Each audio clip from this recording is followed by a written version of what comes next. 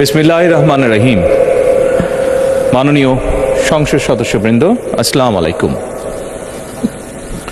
ফ্যাসিবাদের নির্মমতার শিকার অসংখ্য মানুষের কান্না আর হাজারো প্রাণের আত্মত্যাগের মধ্যে দিয়ে অবশেষে আজ থেকে পুনরায় যাত্রা শুরু হতে যাচ্ছে জনগণের ভোটে জনগণের কাছে জবাবদিহিমূলক সত্যিকার অর্থে জনপ্রতিনিধিশীল জাতীয় সংসদ।